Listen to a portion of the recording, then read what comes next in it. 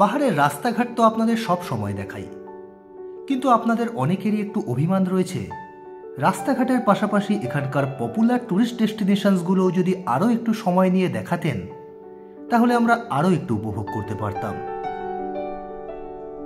আপনাদের এই অভিমান, অভিযোগ বা অনুযোগ পুরোপুরি মিথ্যে নয়, তাই আজকের ভিডিওটা একটু অন্যভাবে উপস্থাপন করব। গন্তব্য দার্জিলিং। কার্শিয়াং থেকে দার্জিলিং পর্যন্ত রাস্তা তো দেখাবই, তার সাথে দেখাবো এখানকার বেশ কিছু popular tourist destinations and food জয়েন্টসও। সাথে শেয়ার করব ঐতিহ্যবাহী দার্জিলিং শহরের বেশ কিছু ইন্টারেস্টিং ইনফরমেশন। আমি নিজে সোলো রাইড করলেও আমার দৃঢ় বিশ্বাস আমার বাইকের পেছনের সিটে আপনারা প্রত্যেকে রয়েছেন। তো চলুন আপনাদের সকলকে নিয়ে আজকে শুরু করব কার্শিয়াং থেকে দার্জিলিং ভ্রমণের গল্প।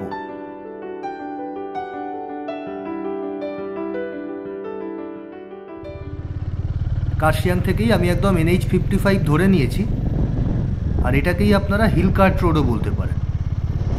নিউ নমেনক্লেচার অনুসারে এটাই হচ্ছে NH 110।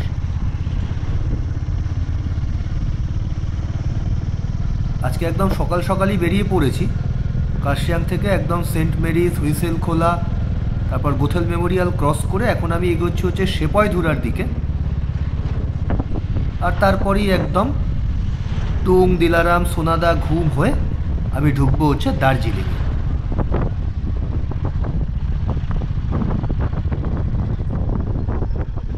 এই টয় ট্রেন লাইনের ক্রসিংগুলোতে কিন্তু খুব সাবধান থাকবে, কারণ এই জায়গাগুলোতেই চাকা খুব স্কিড করে। যারা প্রথমবার বাইক নিয়ে পাহাড়ে আসছেন, আমি সবসময় NH55 বা হিল কার্ট রোডই রেকমেন্ড করি, কারণ এই রাস্তায় কোনো স্টিপ স্লোপ নেই, একদম জেন্টাল স্লোপের রাস্তা। মানে টয় ট্রেনের ক্রসিংগুলোতে কিন্তু অ্যালার্ট থাকবেন, কারণ এই জায়গাগুলোতেই আমি প্রচুর অ্যাক্সিডেন্ট দেখেছি।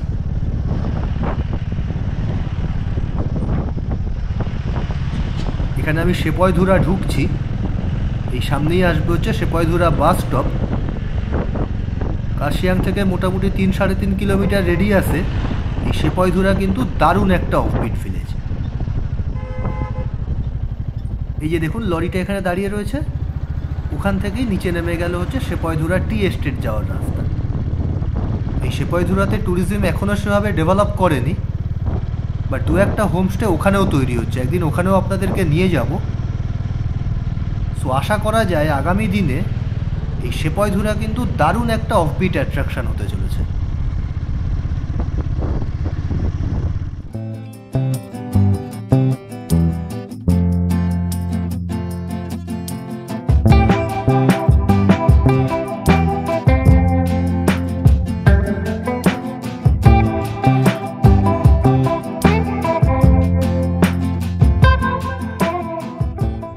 এখানে আমি এখন টুং ঢুকছি, এই সামনেই আসবে হচ্ছে টুং রেলওয়ে স্টেশন।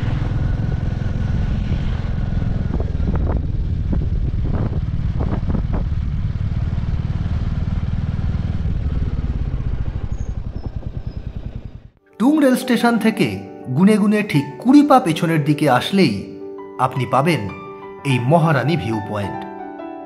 এখান থেকেই বেলতার যাওয়ার রাস্তা নিচে নেমে যাবে। তবে বেলতার যান বা না যান, দার্জিলিং যাওয়ার পথে এখানে একবার অবশ্যই দাঁড়াবেন, তাহলে এখান থেকেই আপনি উপভোগ করতে পারবেন প্রকৃতির এক অসাধারণ ভিউ।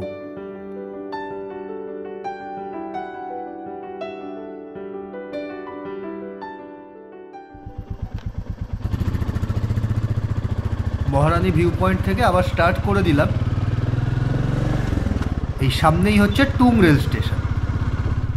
দার্জিলিং হিমালয়ান রেলওয়েতে কার্শিয়াংয়ের ঠিক পরের স্টেশনই হচ্ছে টুং। আর যদি ডিস্টেন্স বলেন তাহলে কার্শিয়াং থেকে এই টুংয়ের ডিস্টেন্স হচ্ছে 8 কিলোমিটার। এই যে দেখুন বাদিকেই হচ্ছে টুং রেলওয়ে স্টেশন। তবে এই টুং রেল স্টেশনে কিন্তু একটা অদ্ভুত জিনিস রয়েছে। এখানে রেলওয়ে ট্র্যাকটা দেখুন ডান দিকে, আর প্ল্যাটফর্ম ছিল বাঁ দিকে। এই দার্জিলিং হিমালয়ান রেলওয়েতে টুং হচ্ছে একমাত্র স্টেশন যেখানে ট্রেন কিন্তু প্ল্যাটফর্মে ঢুকতে পারে না।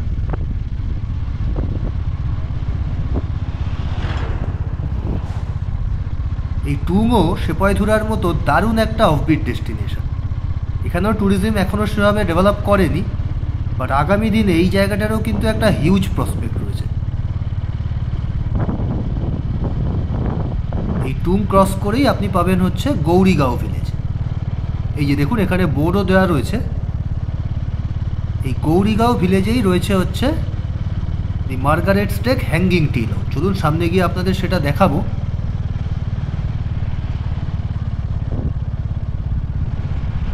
আর এখানে মাইল ফলক বলছে দিলারাম 2 ঘুম 17। এই দিলারামও একটা জাংশন পয়েন্ট, ওখান থেকেই আপনার সিটং অহলদারার রাস্তাটা আলাদা হবে।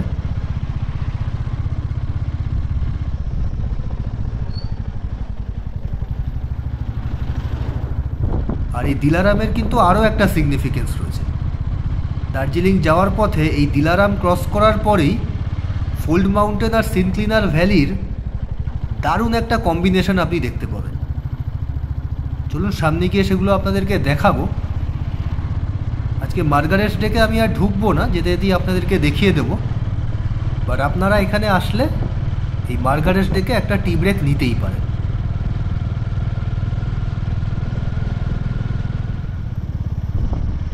এই যে দেখুন মার্গারেট সোপের বোর্ড দেওয়া রয়েছে, আর এইখানেই হচ্ছে মার্গারেটস ডেক হ্যাঙ্গিং টি লজ।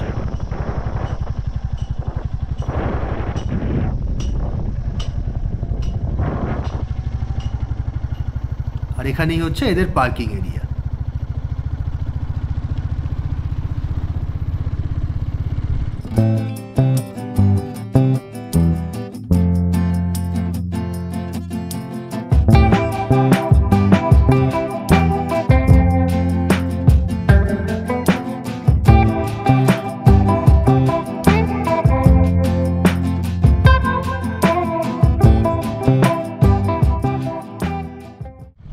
সামনে এই যে সাদা বিল্ডিংটা দেখছেন, এইটাকে একটু মার্ক করে রাখবেন। এটাই হচ্ছে দিলারামের জাংশন পয়েন্টটা। দেখুন ডান দিকের এই যে রাস্তাটা, এটাই চলে গেল হচ্ছে বাঘোরা রোড। এই বাঘোরা রোডই বেরিয়ে যাবে হচ্ছে একদম সিটং, অহলদারা, চটকপুর, মংপু ওই সাইডটাতে।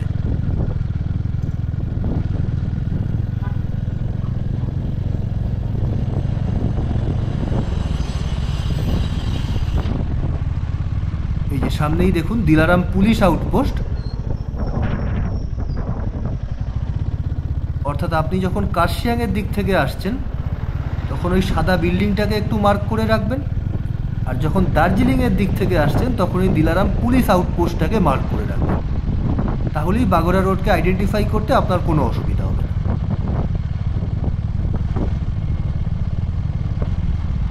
আমি এর আগের দিন শিলিগুড়ি থেকে গ্যাংটক যাওয়ার সময় কালীঝরা আর বিরিকদারাতে দুটো এন্ট্রি পয়েন্ট দেখিয়েছিলাম সিটং অহলদারার জন্য। এছাড়াও আপনারা কার্শিয়াং থেকে একদম ডাইরেক্টলি বাঘোরা রোড অ্যাভেল করে সিটং অহলদারার রাস্তা নিতে পারেন। আবার এদিকে দিলারাম থেকে এইমাত্র যে রাস্তাটা দেখালাম ওটা দিয়েও সিটং অহলদারার দিকে যেতে পারেন। আবার আপনাদেরকে আমি যেদিনকে পেশক রোডের ভিডিও দেখিয়েছিলাম, সেই দিন পেশক রোডের ওপরে 3rd মাইল থেকে একটা রাস্তা দেখিয়েছিলাম মংপুর দিকে চলে যাচ্ছে। আবার NH10-এর ওপর রামবি বাজার থেকেও একটা রাস্তা দেখিয়েছিলাম যেটা মংপুর দিকে যাচ্ছে। অর্থাৎ বুঝতেই পারছেন যে প্রত্যেকটা রাস্তাই কিন্তু ইন্টার কানেক্টেড। আমার ভিডিওগুলো আপনারা যদি একটু এন্ড টু এন্ড ফলো করে রাখেন, আমার মনে হয় রাস্তা নিয়ে আপনাদের আর কোনো কনফিউশন থাকার কথা না।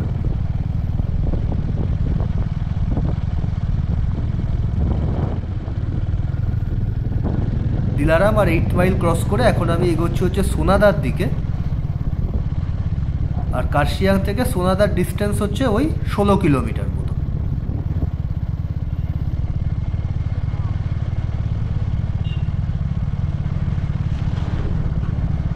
আর সামনে এখানে কি অসাধারণ ভিউ একবার দেখুন। চলুন একটু দাঁড়িয়ে আপনাদেরকে দেখাই।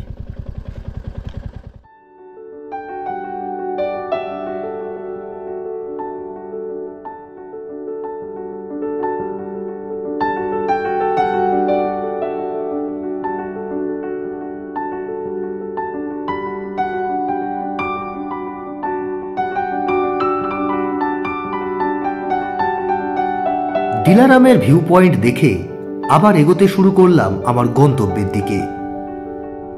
তবে আমার মতো ভবঘুরে মানুষদের কাছে আসল মজা গন্তব্যে নয়, বরং এই রাস্তাতেই আছে।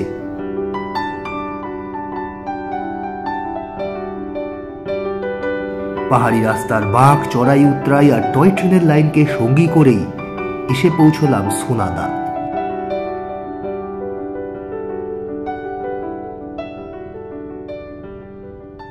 এখানে আমি সোনাদা ঢুকলাম, আর এই সোনাদা হচ্ছে দার্জিলিং সদর সাব ডিভিশনে। প্রিসাইসলি বললে এই সোনাদা ঢোকার মুখে একটা জায়গা পড়বে হচ্ছে 8th মাইল বলে। ওই 8th মাইলেই আপনার কার্শিয়াং সাব ডিভিশনের জুরিসডিকশন শেষ হয়ে শুরু হবে হচ্ছে দার্জিলিং সদর সাব ডিভিশনের জুরিসডিকশন।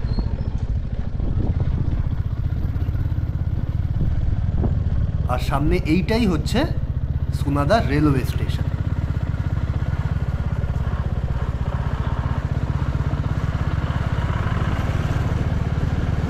এই সোনাদা জায়গাটা কিন্তু বেশ কনজেস্টেড, মানে ওদিকে সেপয়ধুরা বা টুংয়ের মতো অতটা নিরিবিলি না জায়গাটা। আর পার্কিংও এখানে একটা হিউজ প্রবলেম।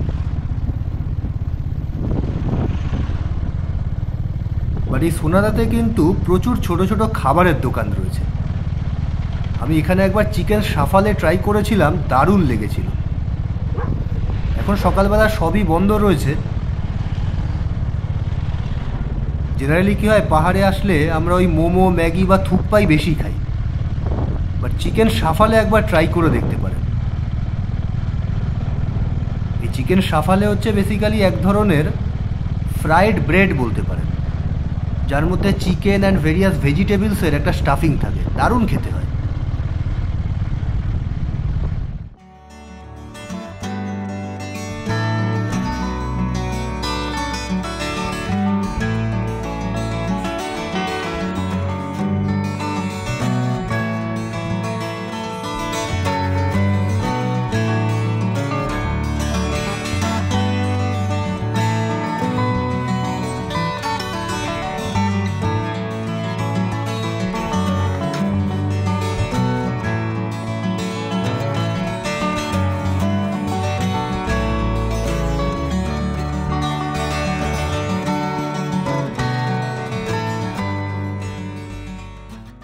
এখানে আমি চলে আসলাম হচ্ছে জোর বাংলো।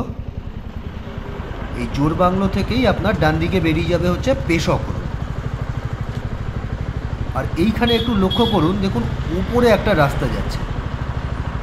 এই যে দেখুন গাড়িটা দাঁড়িয়ে রয়েছে, এই রাস্তাটাই আপনার যাবে হচ্ছে টাইগার হিলের দিকে। ডান দিকে এইটাই হচ্ছে পেশক রোড। এই পেশক রোড তো আপনারা জানেনই, একদম লামাহাটা, তাকদা, তিনচুলে, দাওয়াই পানি সবই হচ্ছে ওই পেশক রোডে।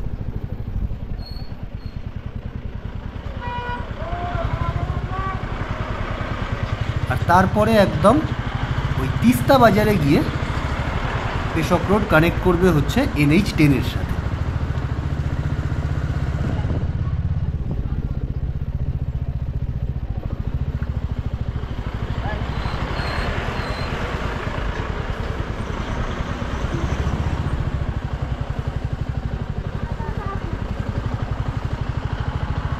আমি আগের দিন ফাদামচেন থেকে যখন দার্জিলিংয়ে এসেছিলাম তখন কিন্তু এই পেশক রোড ধরেই ফিরেছিলাম। আর তাছাড়া আমার লামহাটার ভিডিওটাও আপনারা দেখতে পারেন, পেশক রোডের একদম এলাবোরেট ডেসক্রিপশন পেয়ে যাবেন।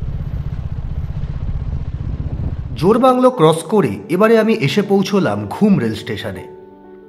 দার্জিলিং হিমালয়ান রেলওয়ের অন্যান্য সমস্ত স্টেশনের মতো এই ঘুমও একটি ইউনেস্কো ওয়ার্ল্ড হেরিটেজ সাইট। ভারতীয় রেলের মোট 4টি সাইট রয়েছে যেগুলো ইউনেস্কো দ্বারা স্বীকৃতি পেয়েছে। DHR ছাড়াও রয়েছে দক্ষিণ প্রান্তের নীলগিরি হিমালয়ান রেলওয়ে, উত্তর প্রান্তের কালকা সিমলা রেলওয়ে এবং পশ্চিম প্রান্তের ছত্রপতি শিবাজি টার্মিনাস। আর এদের মধ্যে একমাত্র ছত্রপতি শিবাজি টার্মিনাস বাদ দিলে বাকি প্রত্যেকটি মাউন্টেন রেলওয়ের অংশ। তবে এই ঘুম রেল স্টেশনের কিন্তু আরও একটা সিগনিফিকেন্স রয়েছে। এটি ভারতবর্ষের উচ্চতম রেলওয়ে স্টেশন।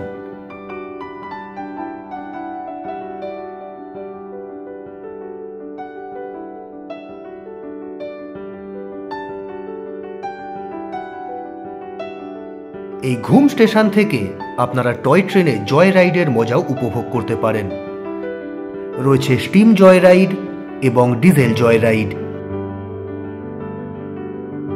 এছাড়াও রয়েছে ঘুম মিউজিয়াম। দার্জিলিং হিমালয়ান রেলওয়ের বহু পুরনো নথি এবং অ্যান্টিক অবজেক্ট দেখতে পাবেন এই মিউজিয়ামে।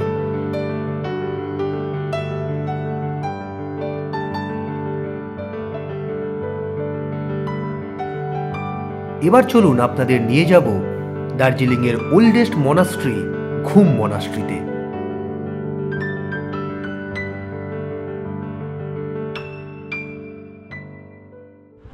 এই ঘুম স্টেশন থেকে ঘুম মনাস্ট্রির ডিস্টেন্স কিন্তু খুব বেশি না, ওই 1 কিলোমিটার মতোই হবে। বাট এই পোর্শনে রাস্তাটা কিন্তু প্রচন্ড কনজেস্টেড থাকে।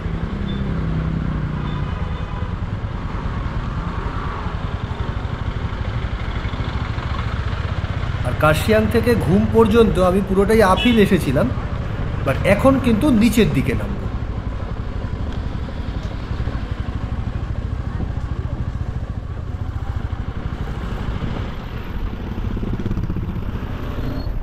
আর সামনে এইটাই হচ্ছে ঘুম মনাস্ট্রি। চলুন ভেতরে ঢুকে আপনাদেরকে দেখাবো।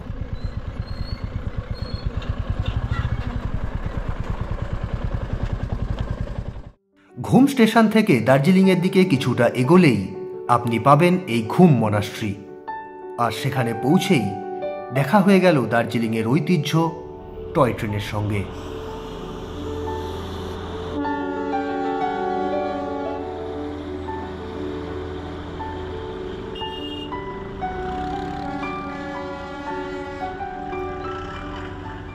সামতেন চোলিং বুদ্ধিস্ট মনাস্ট্রি, চলতি কথায় যেটি ঘুম মনাস্ট্রি নামেই পরিচিত। সপ্তাহের প্রতিদিনই খোলা থাকে এই মনাস্ট্রি। সকাল 7টা থেকে শুরু করে সন্ধে 6টা পর্যন্ত পর্যটকেরা এখানে ভিজিট করতে পারেন। আর এই মনাস্ট্রির ভেতরেই রয়েছে 26 ফুট উচ্চতাযুক্ত বুদ্ধ মূর্তি, যেটি তৈরি হয়েছিল ফেমাস বুদ্ধিস্ট স্কলার লামা আনাগারিকা গোবিন্দের স্মৃতিতে।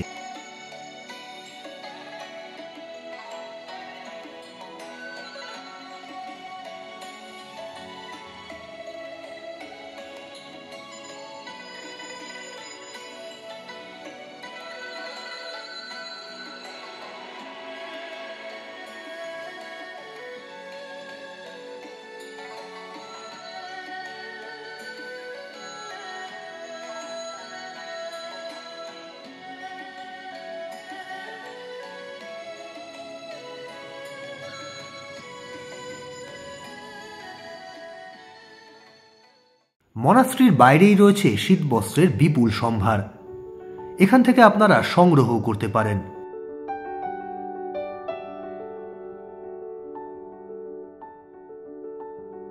আর আপনাদের এবার নিয়ে যাব দার্জিলিংয়ের মোস্ট পপুলার ট্যুরিস্ট ডেস্টিনেশন, যেখানে মিলেমিশে রয়েছে ইতিহাস এবং বিজ্ঞান। চলুন আমাদের পরের গন্তব্য বাতাসিয়া লুপ।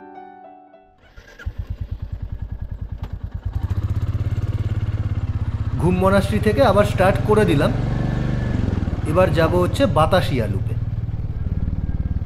আপনারা যদি দার্জিলিংয়ে এসে 3 পয়েন্ট সাইট সিইং করেন, তাহলে ওরা এই 3টে পয়েন্ট দেখাবে, মানে বাতাসিয়া লুপ, ঘুম মনাস্ট্রি, আর ওদিকে হচ্ছে আপনাদের টাইগার হিল।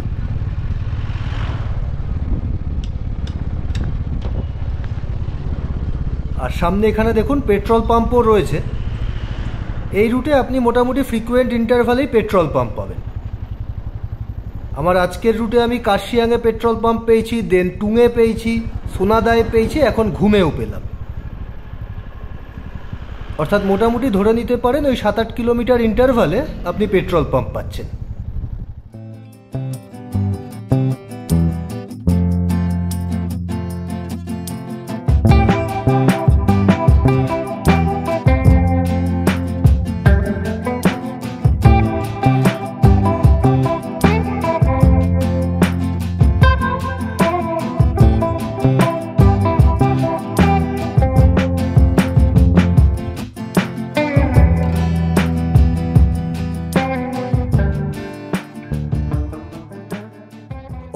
আমি এসে পৌঁছলাম বাতাসিয়া লুপ। এখানে প্রবেশ মূল্য 50 টাকা। 1919 সালে এই বাতাসিয়া লুপ তৈরি হয়েছিল ইঞ্জিনিয়ারিং রিকোয়ারমেন্টসে।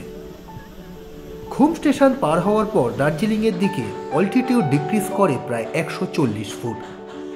এই ড্রাস্টিক অল্টিটিউড ফল টয় ট্রেন যাতে সহজেই নেগোশিয়েট করতে পারে তার জন্যই তৈরি হয় এই বাতাসিয়া লুপ।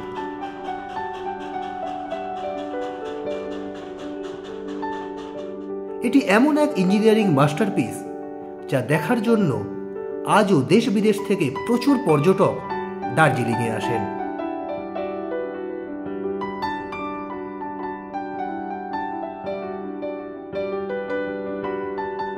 এছাড়াও 1995 সালে এখানে তৈরি হয়েছে গোর্খা ওয়ার মেমোরিয়াল। ভারতবর্ষের স্বাধীনতা সংগ্রামে যে সমস্ত গোর্খা সৈনিক তাদের সর্বোচ্চ বলিদান দিয়েছেন তাদের স্মরণে এই মেমোরিয়াল।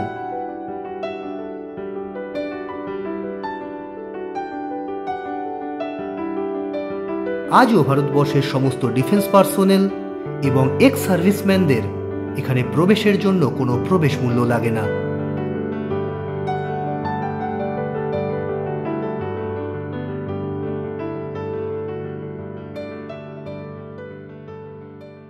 এছাড়াও এখানে রয়েছে একটি ইকো গার্ডেন, যেখান থেকে আপনি প্রত্যক্ষ করতে পারেন এক অসাধারণ ফ্লোরাল ডাইভার্সিটি।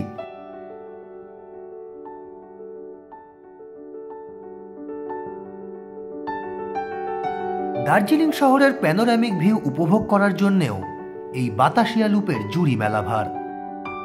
পরিষ্কার মেঘমুক্ত দিনে এখান থেকেই আপনি দেখে নিতে পারেন শ্বেতশুভ্র কাঞ্চনজঙ্ঘা এবং পূর্ব হিমালয়ের তুষারাবৃত শৃঙ্গগুলিকে। আর যদি টয় ট্রেনের দেখাও পেয়ে যান তাহলে তো পোয়া বারো। টয় ট্রেনের লুপিং যদি দেখতে চান তাহলে বাতাসিয়া লুপে আসুন সকাল 10টা থেকে 11টার মধ্যে।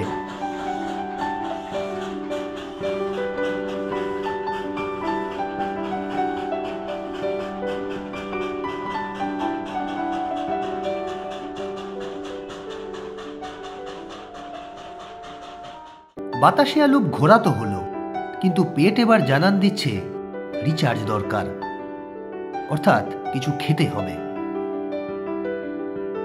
ব্রেকফাস্টের জন্য সেদিন আমি গিয়েছিলাম বাতাসিয়া লুপের ঠিক উল্টো দিকে এই সান্তা বান্তা ধাবায়। এখানকার খাবারের কোয়ালিটি কিরকম, টেস্ট কিরকম সেটা তো আপনাদের বলবই, কিন্তু এখানে ঢোকার পর ফার্স্ট ইমপ্রেশনে এদের অ্যাম্বিয়েন্স, এদের অ্যাটমসফিয়ার আমার কিন্তু অনবদ্য লেগেছিল। আমি অর্ডার করেছিলাম আমার favourite chicken momo. Batasia loop ঘুরে এখন চলে এসেছি আমি এখানে মোমো খেতে। বাতাসিয়া লুপের জাস্ট উল্টো দিকেই হচ্ছে সান্তা বান্তা ধাবা। এখানে অ্যাটমসফিয়ারটা এতটা সুন্দর, মোমো খাওয়ার অনুভূতিটাও কিন্তু অসাধারণ।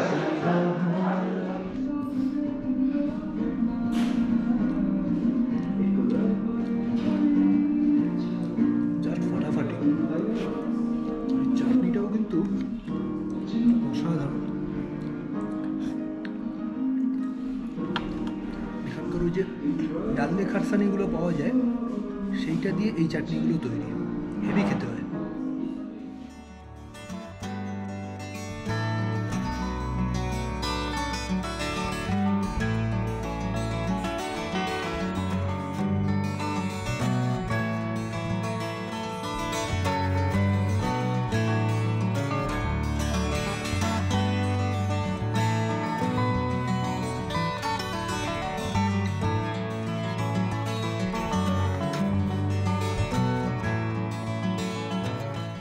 পেট পুজো সেরে এবার আমি আসলাম আমার পরের গন্তব্য ডালি মনাস্ট্রিতে। সোমবার বাদে সপ্তাহে প্রতিদিন সকাল 7টা থেকে সন্ধে 6টা পর্যন্ত খোলা থাকে এই মনাস্ট্রি। তবে মনে রাখবেন 11:30 থেকে 12:30 পর্যন্ত 1 ঘন্টা সময় লাঞ্চের জন্য এটি বন্ধ থাকে। আর এখানে প্রবেশ মূল্য 20 টাকা।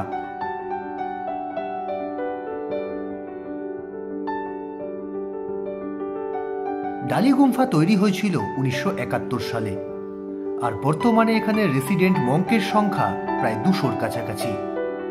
এই রেসিডেন্ট মঙ্কের সংখ্যার হিসেবেই এটি দার্জিলিংয়ের লার্জেস্ট মোনাস্ট্রি।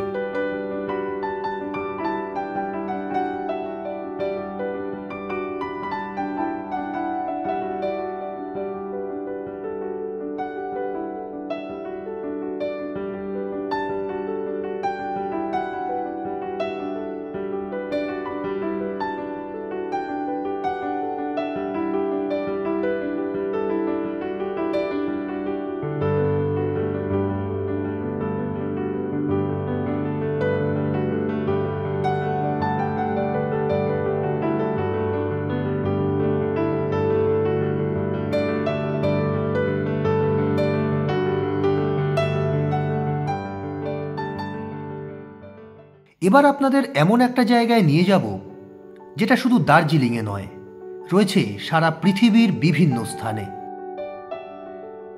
ঠিকই ধরেছেন, এখন যাচ্ছি বিশ্ব শান্তির বার্তা বহনকারী পিস প্যাগোডা দেখতে।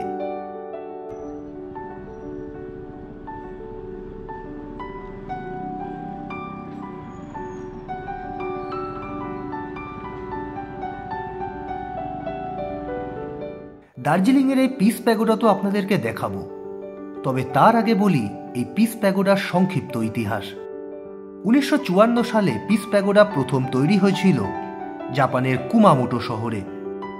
দ্বিতীয় বিশ্বযুদ্ধের শেষে জাপানের হিরোশিমা এবং নাগাসাকি শহরে পারমাণবিক বোমা নিক্ষেপের ফলে যে ব্যাপক ক্ষয়ক্ষতি হয়েছিল তার যাতে পুনরাবৃত্তি না হয় সেই জন্যই শান্তির বার্তা বহনকারী এই পিস প্যাগোডা। আর এটা তৈরি হয়েছিল বুদ্ধিস্ট মঙ্ক নিচিদাৎসু ফুজির তত্ত্বাবধানে। এরপর থেকেই ভারতবর্ষ সহ পৃথিবীর বিভিন্ন স্থানে তৈরি হয়েছিল এই পিস প্যাগোডা।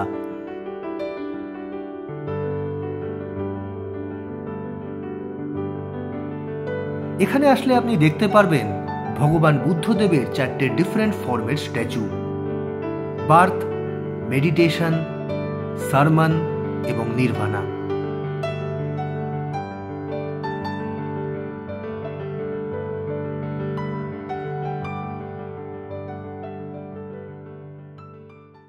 এছাড়াও পিস প্যাগোডা কমপ্লেক্সেই রয়েছে জাপানিজ টেম্পল, যেটি প্রতিদিন সকাল 4:30 থেকে সন্ধে 7টা পর্যন্ত খোলা থাকে।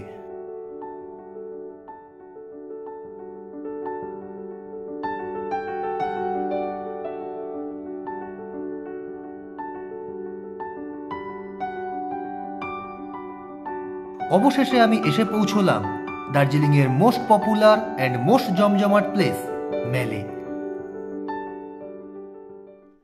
এখন আমি রয়েছি অবজারভেটরি হিল রোডে। দার্জিলিংয়ের ওয়েদার এখন একদম ক্রিস্টাল ক্লিয়ার। আর মেলে এখন চলছে 7ম সরস মেলা। ভারতবর্ষের বিভিন্ন স্টেট এবং পশ্চিমবঙ্গের বিভিন্ন ডিস্ট্রিক্ট থেকে হস্তশিল্পীরা এখানে এসেছেন তাদের হস্তশিল্পের পসার নিয়ে। চলুন এবার সেই দিকে একটু যাওয়া যাক।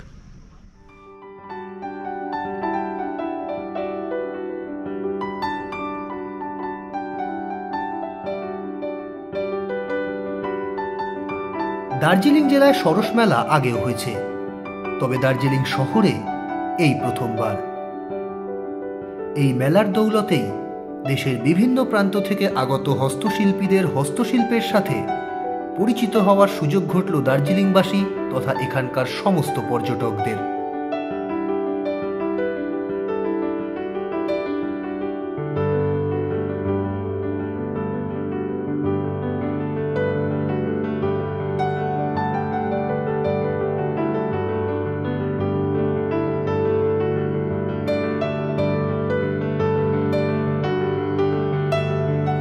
তবে শুধু হস্তশিল্পের বিপুল সম্ভারই নয়, রয়েছে স্থানীয় সংস্কৃতির এক অসাধারণ প্রদর্শনও।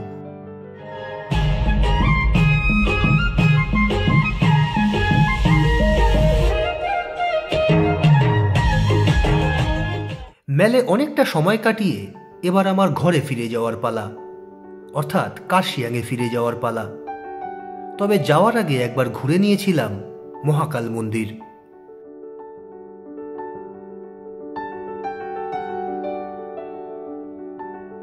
অবজারভেটরি হিল রোডে অবস্থিত এই মহাকাল মন্দিরেই আপনি দেখে নিতে পারবেন হিন্দু ও বৌদ্ধ ধর্মের এক অসাধারণ মেলবন্ধন।